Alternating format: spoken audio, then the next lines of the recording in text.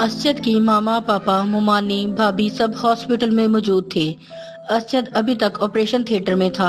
Doctor कुछ बता नहीं रहे थे।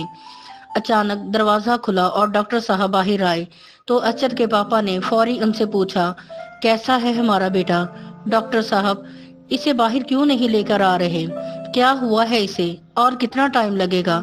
डॉक्टर साहब ने मास्क नीचे किया और असजद के पापा के कंधे पर हाथ रखते हुए, दुआ करें अल्लाह कोई मौजज़ा कर दे, हम कुछ नहीं कह सकते अभी।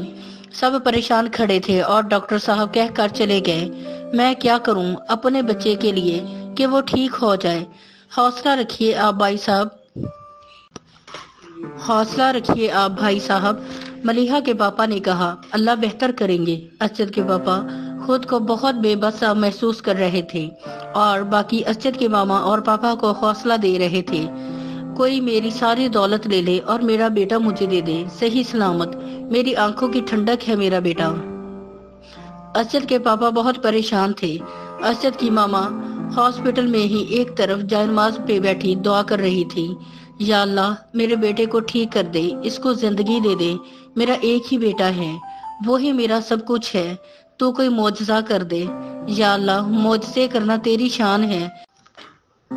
तुझे तेरे प्यारे नबी हज़रत मोहम्मद सल्लल्लाहु अलैहि वसल्लम का वास्ता, जिसकी खातिर ये कायनात तख्लीक की है। तुझे इब्राहिम की कुर्बानी का वास्ता, तुझे इस्माइल की नेक नियत का वास्ता, तुझे इब्राहिम की साबित कदमी का वास्ता, तुझे ईसा के मसीहाई का वास्ता, तुझे यूसुफ की बेबसी का वास्ता। मेरी बेबसी की लाज रख ले और मेरे लखते जिगर को सेहते कामला अता कर दे। तेरे घर में कोई कमी नहीं है।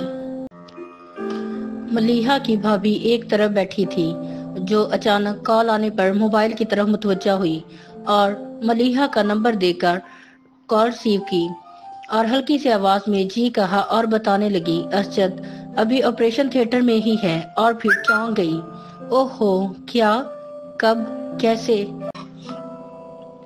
ठीक है मैं बताती हूँ। मलिहा की भाभी ने कॉल ऑफ की और मलिहा की मामा के पास गई तो मलिहा की मामा इसे हैरान परेशान देखकर, क्या हुआ है मामा? वो माहा भाभी लड़खड़ाती आवाज में, वो माहा ने खुदकुशी कर ली है। मलिहा की भाभी ने पलक झपके बगैर कहा तो मलिहा की मामा पथराई हुई आंखों से देखती रह गई।